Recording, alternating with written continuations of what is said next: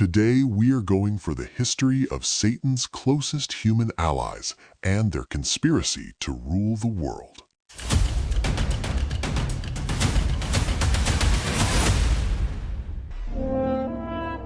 Now let's take a look at the role of the Rothschild family, the family said to be the wealthiest in the world.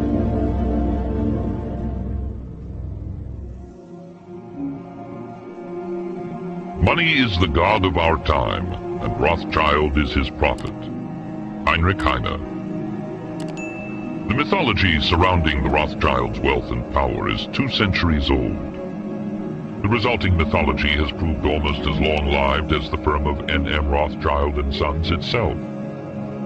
Ever since the second decade of the 19th century, there has been speculation about the origins and extent of the family's wealth, about their political influence, not only in the 5 countries where there were Rothschild houses, but throughout the world, about their Judaism. The 5 Rothschild houses constitute an early version of what later became known as the multinational.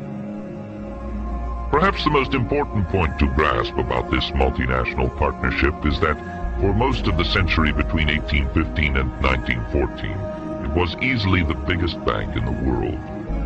Strictly in terms of their combined capital, the Rothschilds were in a league of their own until, at the earliest, the 1880s. The 20th century has no equivalent. Because they were so rich, the Rothschilds could plainly claim a material equivalence with the European aristocracy. They relished the sense that they were sans pareil. In this sense, phrases like kings of the Jews, which contemporaries applied to them, contained an important element of truth. That was exactly the way the Rothschilds saw and conducted themselves.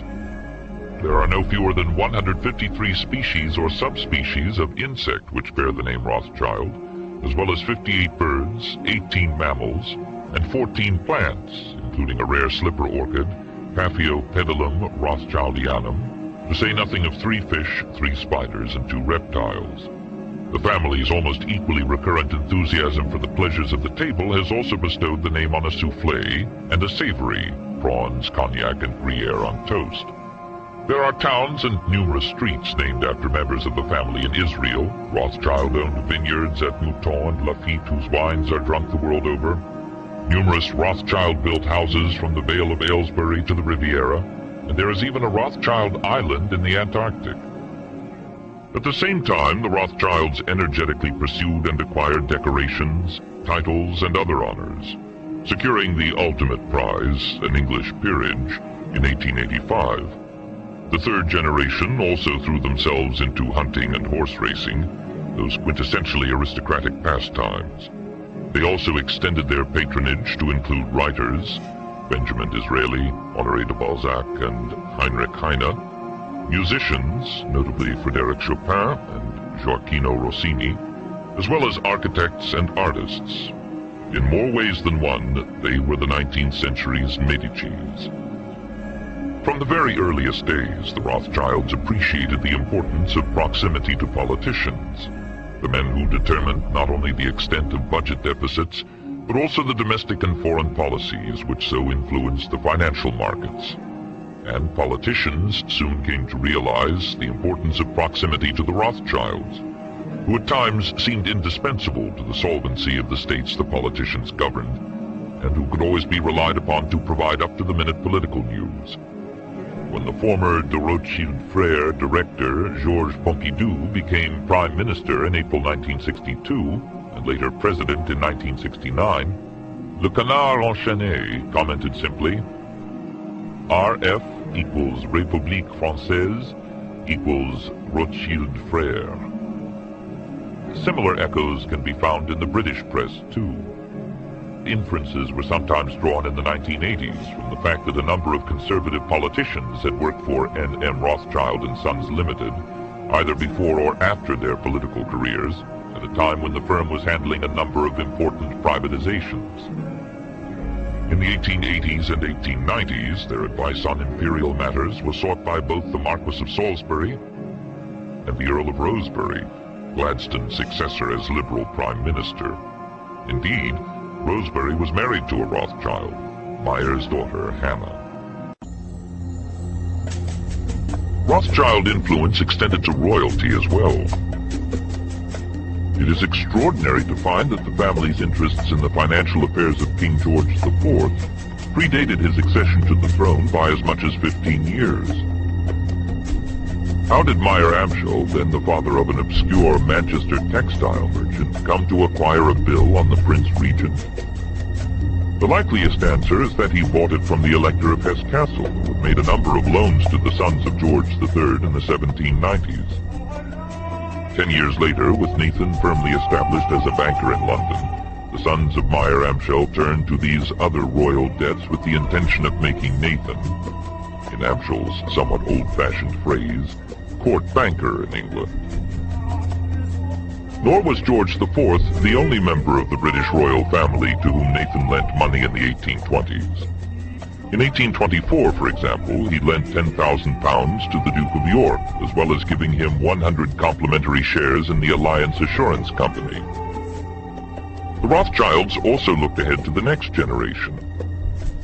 In 1816, the only child of the Prince Regent, Princess Charlotte, was betrothed to a minor German prince, Leopold of Saxe-Coburg, the youngest son of Duke Francis Frederick.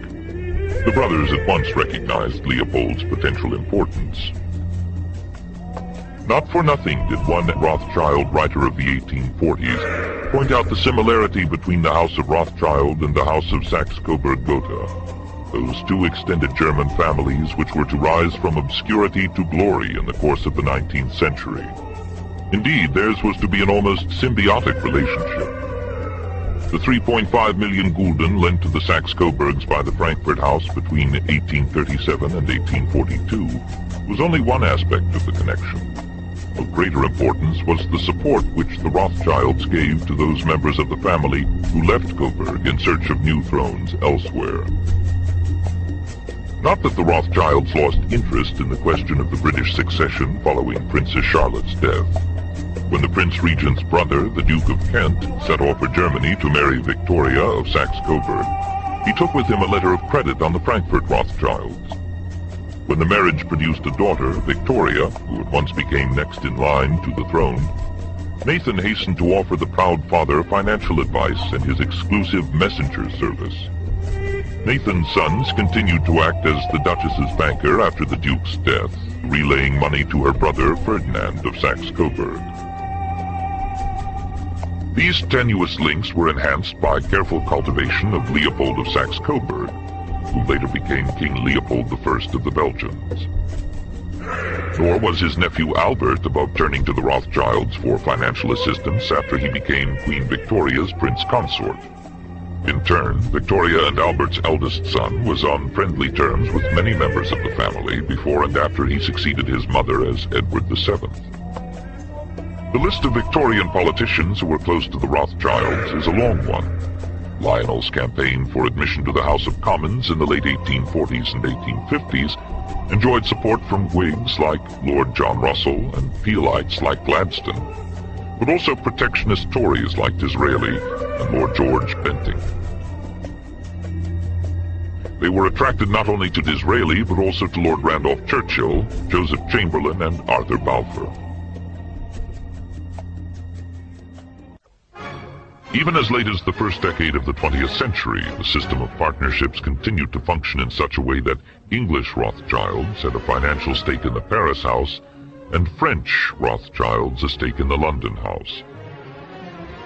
The history of the Rothschilds also helps to illuminate the long-running differences between British, French, and German banking, for the obvious reason that the various Rothschild houses worked in similar, though not identical, ways in each country.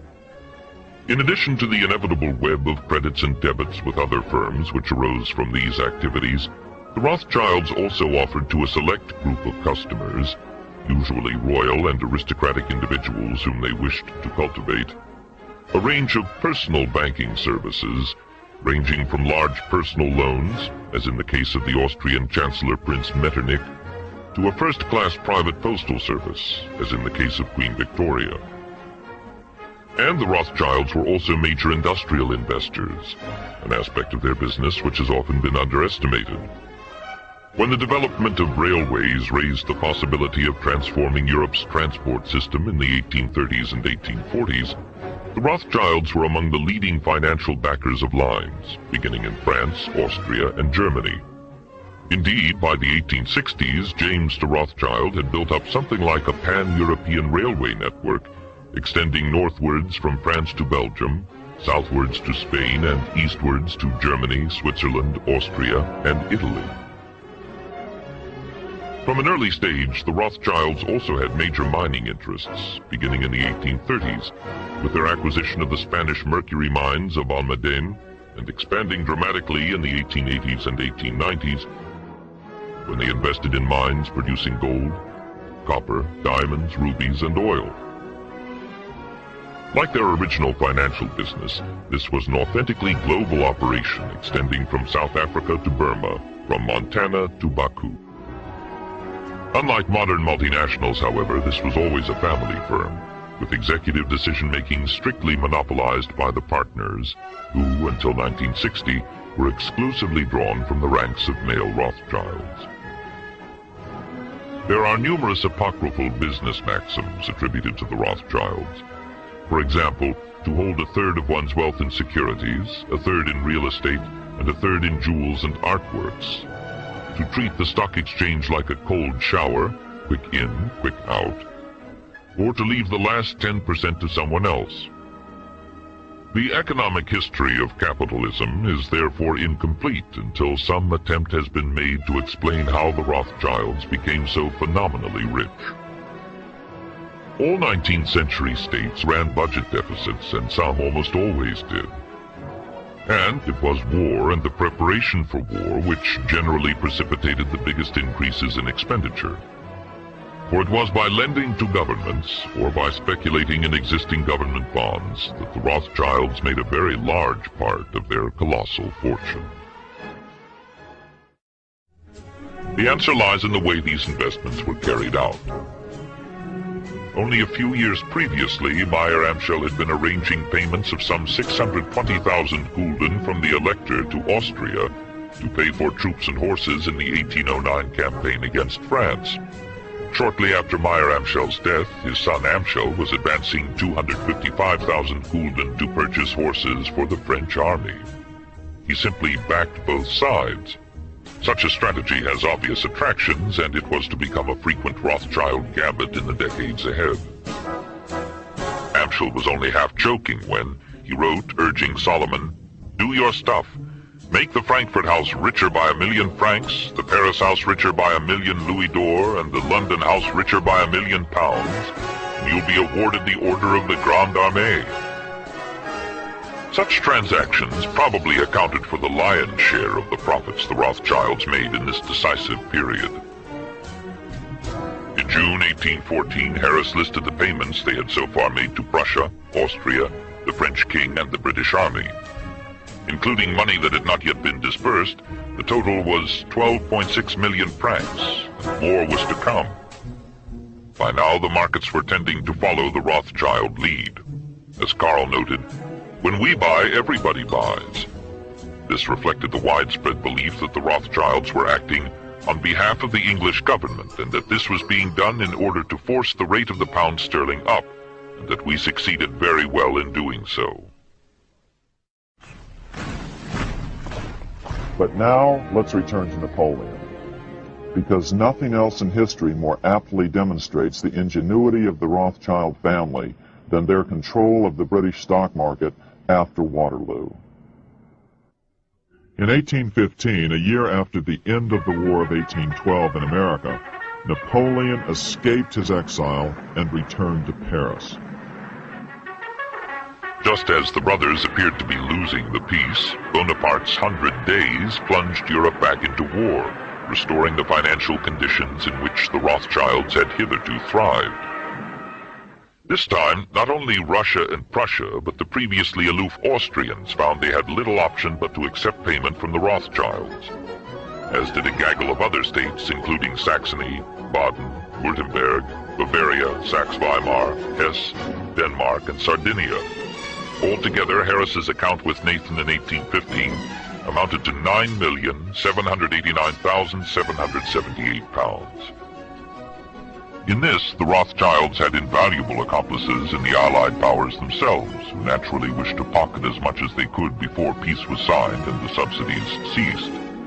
As their father had taught them, the brothers were always careful to make their terms attractive not only to governments, but also to the individual officials with whom they were negotiating.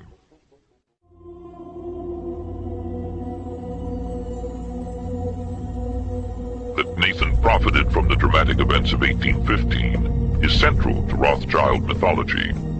By obtaining the first news of Napoleon's defeat at Waterloo, before even the government itself, Nathan was able to make a huge sum of money on the stock exchange.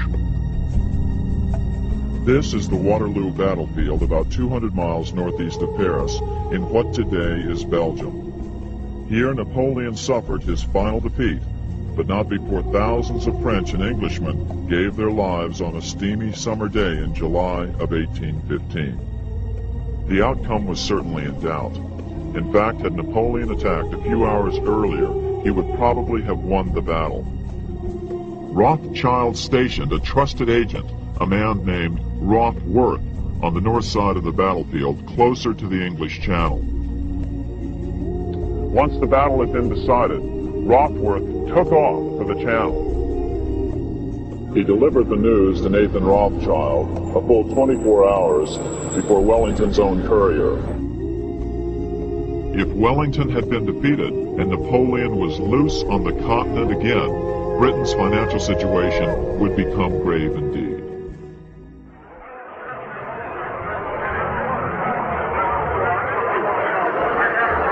Too late, Mr. Rothschild. You backed the wrong horse this time. Rothschild, you've lost your luck.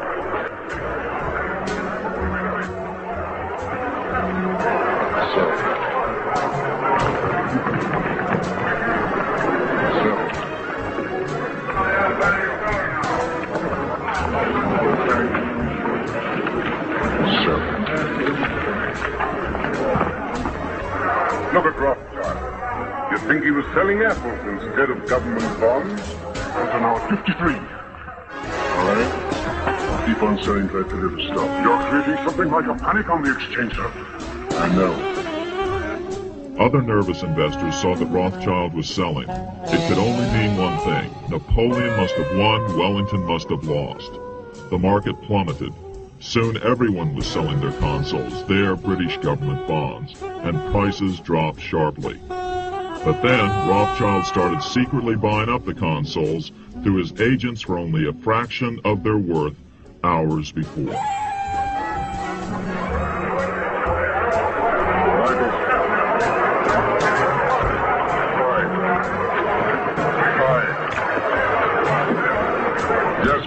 The news? What do you think about this rumor? I don't listen to rumors, Mr. Daring. You hear what they say?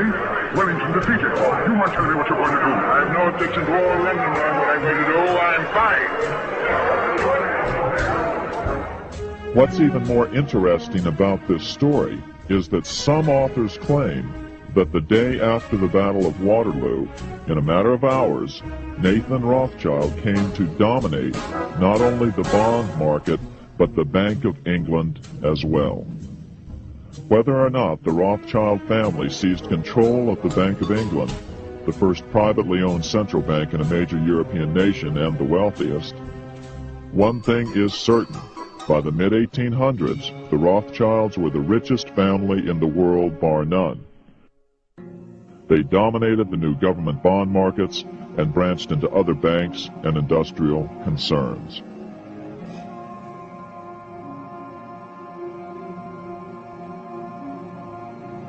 Like France and Britain, the Central and East European states emerged from the war with dire financial problems which could be addressed only with the assistance of foreign capital.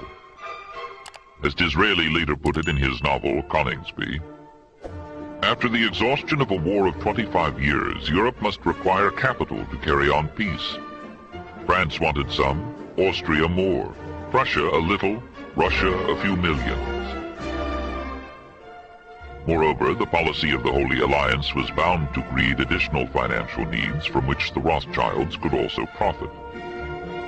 For the principal aim of the alliance was to avert a recurrence of the revolutionary epidemic which had caused such upheaval in Europe between 1789 and 1815, if necessary by military intervention. That implied further expenditure. The Rothschilds were notoriously the chief ally of the Holy Alliance. To the German writer Ludwig Werner, they were the nation's worst enemies. They have done more than any to undermine the foundations of freedom, and it is unquestionable that most of the peoples of Europe would by this time be in full possession of liberty if such men as Rothschild did not lend the autocrats the support of their capital. Moreover, the Rothschilds were also, as Werner said, lending money to establish Greece as an independent monarchy, which had been another liberal goal of the 1820s.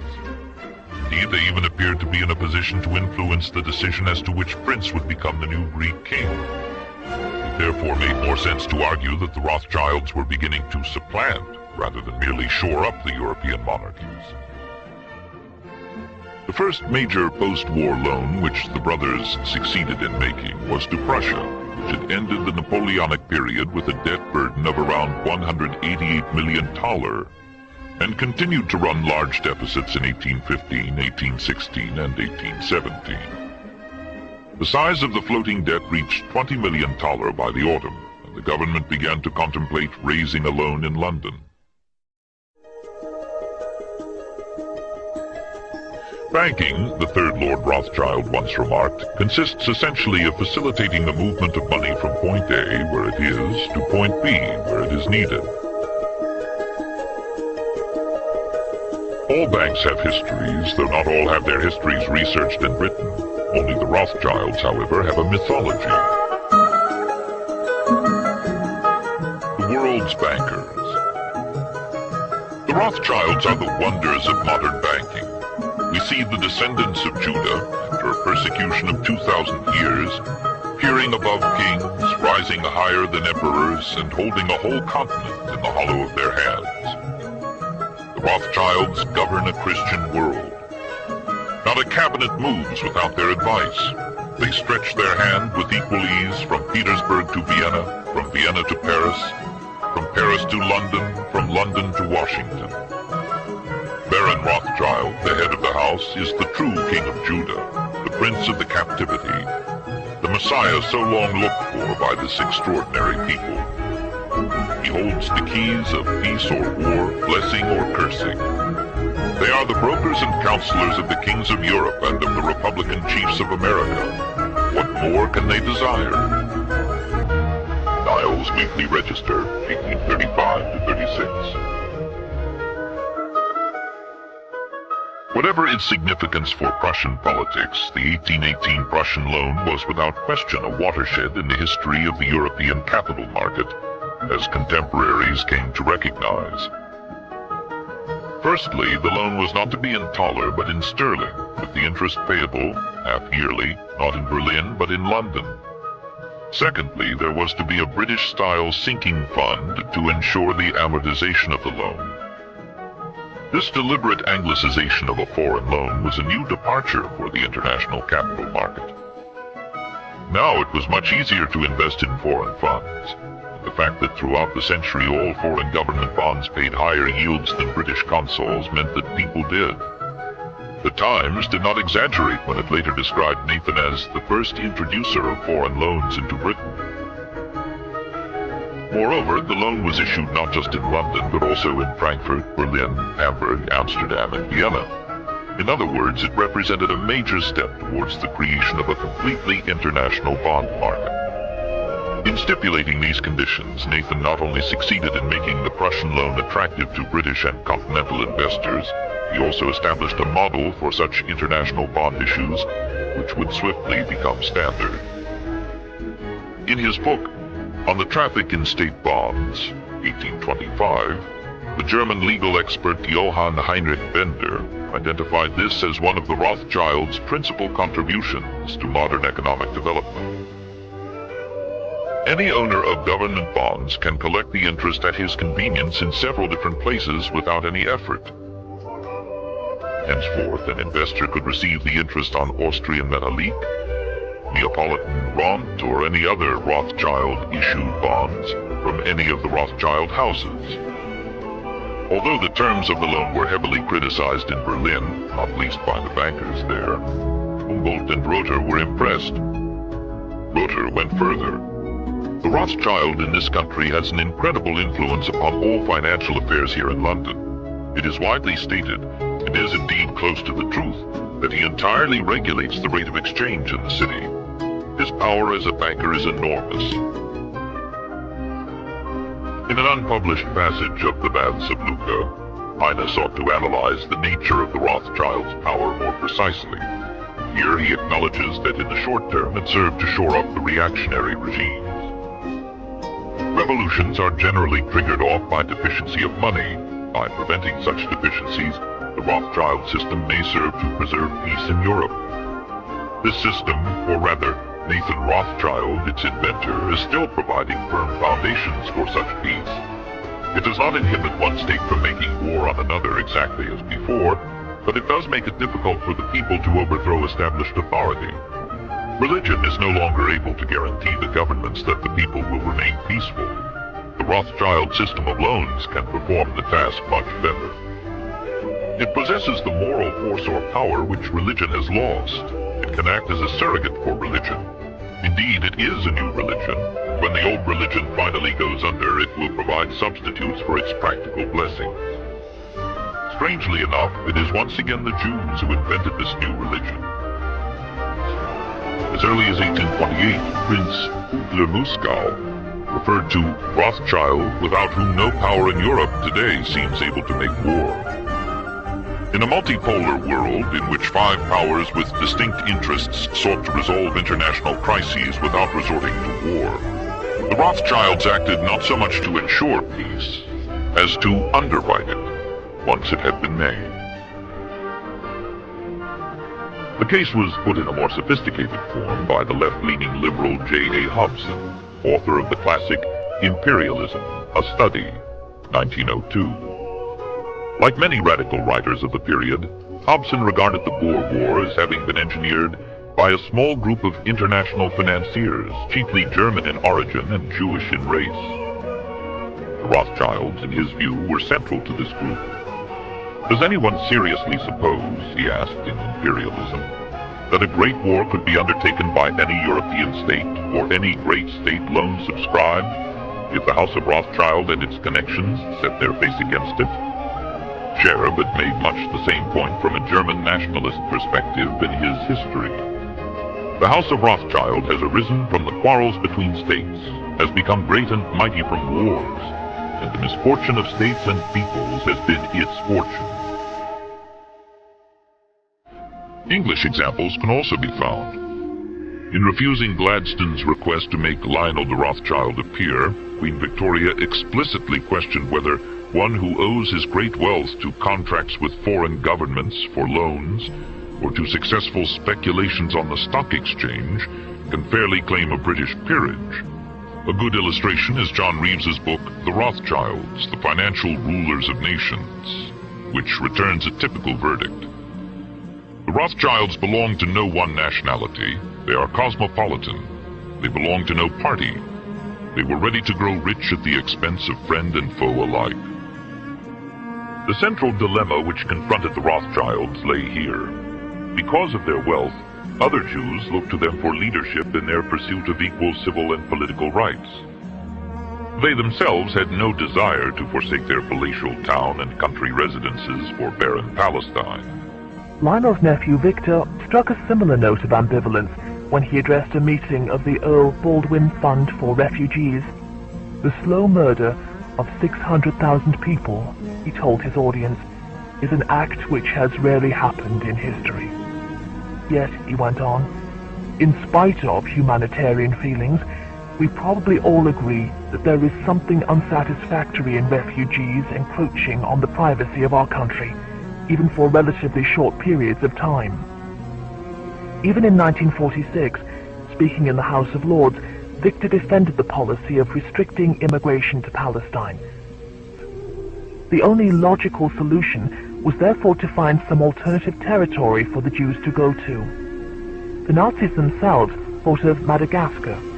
At around the same time, the Paris House forwarded to Newport a proposal to purchase 200,000 acres of Brazil's Mato Grosso, and another to settle Jews in Sudan's Upper Nile Valley. Kenya, Northern Rhodesia, and Guyana were also considered. Only at the 11th hour, it seems, did the Rothschilds recognize the need to admit refugees into Britain and France. This was broadly the argument of the early Zionists like Theodor Herzl, who came to believe that the only solution to the Jewish question was indeed for the Jews to leave Europe and found their own Judenstaat. Herzl made a succession of attempts to win the support of the Rothschilds in the belief that they were about to liquidate their vast capital as a response to anti-Semitic attacks.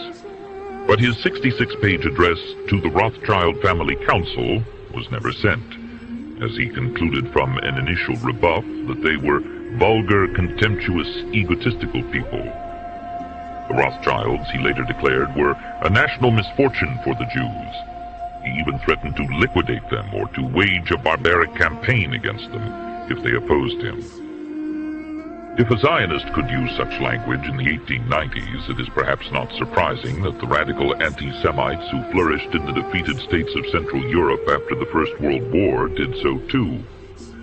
A good example is Dietrich Eckart's address to all working people of 1919. The House of Rothschild owns 40 billion. They only need to administer their wealth to see that it is nicely placed.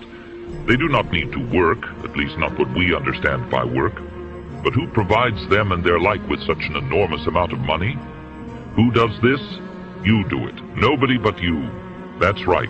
It is your money, hard-earned through care and sorrow, which is drawn as if magnetically into the coffers of these insatiable people. Another early National Socialist who cited the Rothschilds as examples of the Jewish problem he pledged to solve was Adolf Hitler. In an article in the Nazi Völkische Beobachter in May 1921, for example, he named them as one of a group of Jewish capitalists who controlled the socialist press. On at least 2 occasions in 1922, he gave speeches in which he referred to the significant difference between the achievements of a man like Alfred Krupp, who has bequeathed an immense national achievement through his indefatigable work as an innovator, and the rapacity of a Rothschild who financed wars and revolutions and brought the peoples into interest servitude through loans. The television preacher and Republican politician Pat Robertson's book, The New World Order, published in 1991, states that the Rothschilds were polluted by the occultism of illuminated Freemasonry, and that Paul Warburg, architect of the Federal Reserve System, was a Rothschild agent. From a completely different political milieu, Khalid Mohammed, a former assistant to Louis Farrakhan, the leader of the radical African-American organization Nation of Islam, has repeated the suggestion that the Rothschilds financed Hitler and aided his anti-Semitic policies. A cursory search of the internet reveals a plethora of conspiracy theories. The Rothschilds arranged the murder of President Lincoln, as his post-war policies would have wrecked their commodity speculations. The Rothschilds financed the rise of Hitler as a bulwark against the Soviet Union. The Rothschilds are interwoven with the Catholic Church, and jointly with the traditional mafia and the American CIA, which was pro-Nazi. They are the hidden power which controls other well-known banks, such as Warburg's, Schroeder's, and Lazar's, as well as being behind American financiers such as J.P. Morgan, the Rockefellers, Kuhn, Loeb and Company, the Spires and the Lehmans, not to mention the Bank of England and the Federal Reserve System, an obvious Rothschild front. Through this network of global power, they have been responsible for, among other things, the Boer War, the creation of Israel to control the oil of the Middle East, the Russian Revolution, a coup on Russia by the United States financial arm largely controlled by the Rothschilds, and even the floating of the dollar by President Nixon. Today, they and their associates in the Conservative Party and the press are plotting to monopolize the world's energy supplies, hence their interest in electricity, coal, and gas privatization. It might be thought that a serious banking history should scrupulously avoid reference to this kind of nonsense. Yet it is impossible to appreciate the need for a scholarly history of the subject if one blithely pretends such myths do not exist.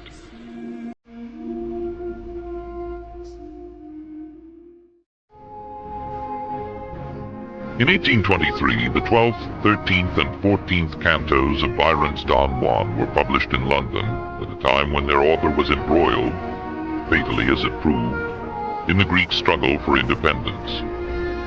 Nevertheless, these late verses indicate a keen awareness of the power of money, and specifically of the new kind of financial power personified by Nathan Rothschild. "Who hold the balance of the world?" asked Byron in the 12th canto. "Who reign o'er Congress, whether royalist or liberal? Who rouse the shirtless patriots of Spain? Who keep the world both old and new in pain or pleasure? Who make politics run glibberall? The shade of Bonaparte's noble daring, Jew Rothschild and his fellow Christian Baring." To Byron, Rothschild and Baring were the true lords of Europe, whose every loan is not a merely speculative hit, but seats a nation or upsets a throne. Republics also get involved a bit. Columbia's stock hath holders not unknown on change, and even thy silver-soiled Peru must get itself discounted by a Jew. That Byron could suggest, even satirically, that Nathan Rothschild held, along with Alexander Baring, the balance of the world, requires some explanation. In April 1825, the market began to slide. The heaviest falls were experienced by British industrial securities and Latin American bonds. Such a severe asset price deflation was bound to bring a banking crisis in its wake. As it was, 73 out of 770 country banks failed. The country came within 48 hours of putting stop to all dealings between man and man except by barter. Much of the time, Nathan was a buyer or borrower of gold and silver. In December 1825, however, it was the other way round. The Rothschilds gave the bank their gold, supplying the old lady of Threadneedle Street with enough specie from the continent to avert a suspension of cash payments. Of course, Nathan would not have made such immense deliveries of gold without asking for a generous commission in return. The operation has to be seen as part of his campaign to establish himself as the dominant force in the London bullion market.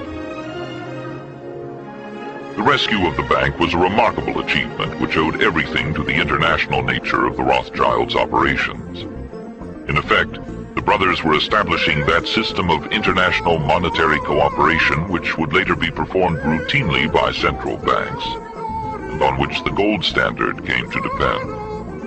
Increasingly, their position in the international bullion market was becoming as dominant as their position in the international bond market.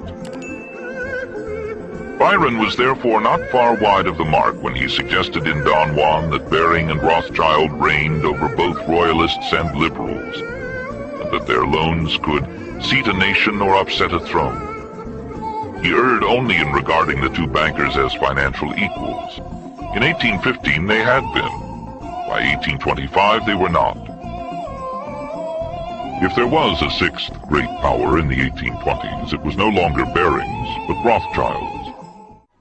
At the same time, by dint of their size, the Rothschilds came to see themselves as bearing a degree of responsibility for the stability of the banking system as a whole. This explains their reluctance to see their rivals fail. In all this, the Rothschilds were increasingly beginning to think in a way fundamentally similar to that characteristic of central bankers. The central banks of England and France continued to be partly private institutions. In terms of their financial resources, they were in fact the only banks comparable with the Rothschilds, though of course they were national, where the Rothschilds were international, and the Rothschilds had no interest in resisting their monopolization of note issue. The relationships between the Rothschilds and the European central banks were thus almost always close and symbiotic. Of growing importance as a non-exclusive source of financial information and misinformation in this period was, of course, the press. It might be thought that the proliferation of newspapers in the 19th century tended to erode the advantages which the Rothschilds were able to derive from their private system of communications.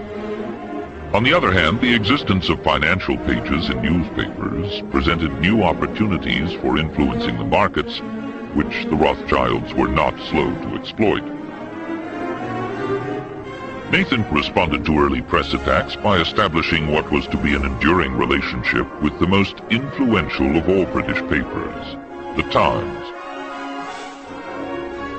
The Times correspondent reported from St. Petersburg that the mere appearance of James Rothschild at the Bourse was expected to boost Russian bond prices. By the summer of 1825, therefore, the Rothschilds had succeeded triumphantly in establishing themselves as the leading specialists in European public finance. And not only European. New fiscal needs quickly arose from the political crises which beset the Spanish and Ottoman empires in this period. It was this need which Nathan and his brothers successfully met. The system they developed enabled British investors and other rich capitalists in Western Europe to invest in the debts of those states by purchasing internationally tradable, fixed-interest transferable bonds. The significance of this system for 19th century history cannot be overemphasized. For this growing international bond market brought together Europe's true capitalists, that elite of people wealthy enough to be able to tie up money in such assets and shrewd enough to appreciate the advantages of such assets as compared with traditional forms of holding wealth, land, venal office, and so on. Bonds were liquid. They could be bought and sold 5.5 days out of 7 on the major bourses of Europe and traded informally at other times and in other places. And they were capable of accruing large capital gains. If investors bid up the price of a government's stock, that government could feel secure. If they dumped its stock, that government was quite possibly living on borrowed time, as well as money. For this reason, bond prices had a significance which historians have too seldom spelt out. They were, it might be said, a kind of daily opinion poll, an expression of confidence in a given regime. Of course, they were an opinion poll based on a highly unrepresentative sample by modern democratic standards. Only the wealthy, the capitalists, got to vote. These capitalists were thus to a large extent Europe's political class. Indeed, the kind of people who held government bonds were, very roughly speaking, the people who were represented politically, and their opinions were the opinions that mattered in a stratified, undemocratic society. The singular beauty of the bond market was that virtually every state, including, as the century advanced, all the new nation-states and colonies, had sooner or later to come to it, and most states had sizable amounts of tradable debt in circulation. The varying fortunes of government bonds provide a vital insight into the political history of the period. They are also the key to understanding the extent of the power of a bank like Rothschild's, which for much of the 19th century was the prime market maker for such bonds. What determined the ups and downs of the 19th century bond market? The answer to this question is central to any understanding of the history of the Rothschild Bank. Obviously, economic factors played an important part, but the most important factor was political confidence. The confidence of investors, and especially of big market-making investors like the Rothschilds, in the ability of the bond-issuing states to continue to meet their obligations, that is, to pay the interest on their bonds. There were only really two things which might cause them not to do so: war, which would increase their expenditures and decrease their tax revenues, and internal instability, ranging from a change of ministry to full-blown revolution. It was for indications of either of these possible crises that the markets, and the Rothschilds more than anybody, watched. Three things would give an investor an edge over his rival: closeness to the center of political life, the source of news, the speed with which he could receive news of events in states far and near, and the ability to manipulate the transmission of that news to other investors. This explains why the Rothschilds spend so much time, energy, and money maintaining the best possible relations with the leading political figures of the day. It also explains why they carefully developed a network of salaried agents in other key financial markets, whose job it was not only to trade on their behalf, but also to keep them supplied with the latest financial and political news. The Rothschilds' communications network gave them an important advantage over their competitors. Even after they lost this edge, they continued to exercise an influence over the financial press through which news reached a wider public. Indeed, it can be argued that by modifying the existing system for government borrowing to make bonds more easily tradable, the Rothschilds actually created the international bond market in its modern form. As early as August 1820, the Bremen delegate to the German Confederation's Diet in Frankfurt had a conversation with his Austrian counterpart, Count Buhl, which acutely identified the unrivaled extent of the Rothschilds' political influence in Europe. This house has, through its enormous financial transactions and its banking and credit connections, actually achieved the position of a real power. It has to such an extent acquired control of the general money market that it is in a position either to hinder or to promote, as it feels inclined, the movements and operations of potentates, and even of the greatest European powers.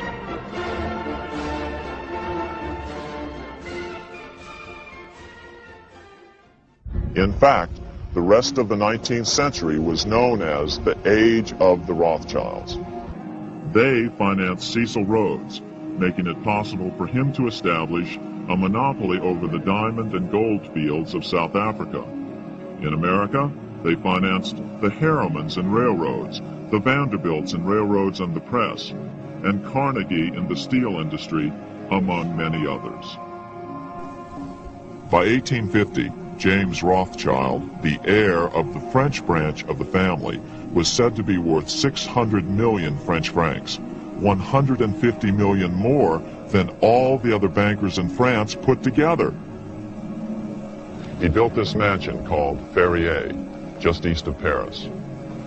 Wilhelm I, on seeing it, exclaimed, "Kings couldn't afford this. It could only belong to a Rothschild." Another 19th century French commentator put it this way: "There is but one power in Europe, and that is Rothschild." By the end of the 19th century, one expert estimated that the Rothschild family controlled half the wealth of the world. Despite this overwhelming wealth, the family has generally cultivated an aura of invisibility. Although the family controls scores of industrial, commercial, mining, and tourist corporations, only a handful bear the Rothschild name. There is no evidence that their predominant standing in European or world finance has changed. A dynasty turns jet. Things were getting back to normal in 1945, but what, in family terms, was normalcy? The house at Hamilton Place, built by Leo, became one of London's most luxurious pubs. Another Rothschild residence in Kensington Gardens now constitutes the Soviet-Russian embassy. And in France, the Titanic manse at 2 Rue Florentin on the Place de la Concorde has gone the way of all Titanic manses. Talleyrand had lived there before Edouard de Rothschild moved in. When Edouard put it on the market, only one customer could afford the price: Uncle Sam. It became the European headquarters of the Marshall Plan, and today is tenanted by the United States mission to NATO and to European regional organizations. Henri de Rothschild's huge place at 33 Rue du Faubourg Saint-Honoré now houses the Cercle Interallié, a fancy international diplomatic club. On the same street, the United States Embassy has taken over number 41, built by the first Baron Edmond. The Rothschild monograms still crown the great portals of both houses. Last, not least, Ferrier, the crown jewel among Rothschild possessions. No one was rich enough to buy it, nor did the French branch want to part with such a symbol. Initially, a great deal of labor went into untangling the various pre-war debts on which countries like Chile and Hungary had defaulted. New issues, like the 1951 offering of £5 million of stock for the International Bank for Reconstruction and Development, usually known as the World Bank, had to be shared with other city houses. The old Rothschild predominance in the South African gold market had already been reasserted 3 years previously, when the international gold market reopened. Once again, the world gold price was formally set in Newcourt's fixing room. Through a string of holding companies, Newcourt could now tap monumental lumber, power, mineral, particularly uranium, resources. And Winston Churchill, appreciative of the scale of the thing, termed it a grand imperial concept. After Antony's death, his two nephews, Edmund and Leopold, took over together with Antony's son Evelyn. In addition, Evelyn sat on the boards of Beaverbrook newspapers, The Economist, and later the Telegraph plc. Edmund, the senior partner, struck out in still other directions, as owner and operator of the Royal Mint Refinery, as gold agent to the Bank of England, and as merchant banker extraordinary, consolidating still further Newcourt's position as a key bullion broker in the English Commonwealth, and laying the foundation for its present preeminent position in the Australian natural resources market. Rothschild Australia accounts for around a third of the N.M. Rothschild Group's profits. It retained its long-standing interest in gold, even after the breakdown of the gold pool as a consequence of the pressures brought to bear on the dollar by the Vietnam War. Above all, it was to the countries of the developing European Economic Community that the bank looked. Most far-sighted of all was the Rothschild plan for a new currency called the Euro, European Composite Unit, based on the values of 9 major European currencies, forerunner of the later ECU and Euro. In September 1967, a Channel Study Group was formed, along with Morgan Grenfell, Lazar and Barings, in an effort to revive the old Victorian dream of a tunnel under the English Channel. N.M. Rothschild maintained its interest in the project and acted as advisor to the European Channel Tunnel Group, which initiated the present Channel in 1981. It was at around this time that Guy, the head of the Paris house, was being touted in some quarters as EEC Banker Rothschild. The French Rothschilds are richer still, and they have become richer faster since Baron Guy assumed the reins at the death of his father Edouard. With similar aggressiveness, Guy has fortified the position of the Rothschild Frères as the largest private bank in France. His main instrument here is the Compagnie du Nord, the railroad network, which became family property after the dynasty James financed it into existence. Through its railroad-turned investment trust, the family controlled, and after the Nazi nightmare controls again, mining corporations, metal plants, oil interests, chemical industries, and many others. This sort of setup requires a feudal allegiance. There are whole families that have been on the Rothschild payroll for over a century.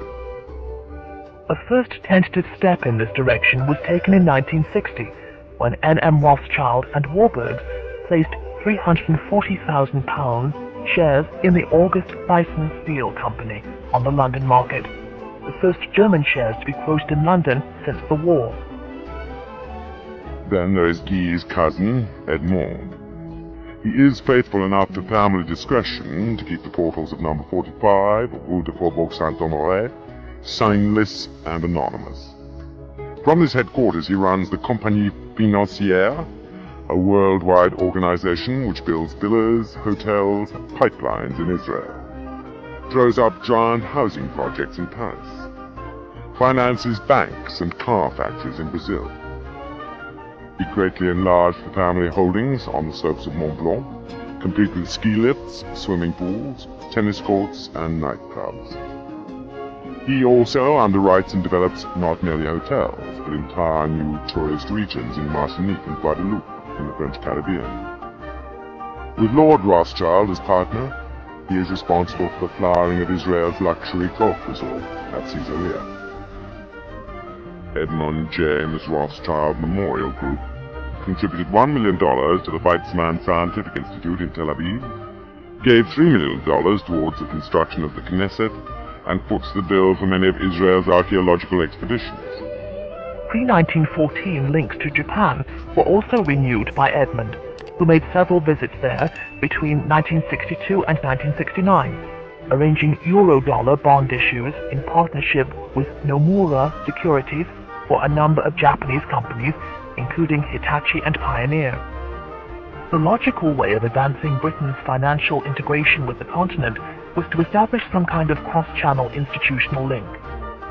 The creation of Rothschild's Continuation Holdings AG as the Swiss-based parent company was in this sense pregnant with historical significance. To recreate something like the system of international partnership which had been the Rothschilds' greatest strength in the 19th century. The N.M. Rothschild Group is thus a multinational entity. More than 50% of its assets are now held outside the UK, with a wide geographical reach. Again, reminiscent of the system of houses which had been developed by Meyer Amschel's sons after 1815.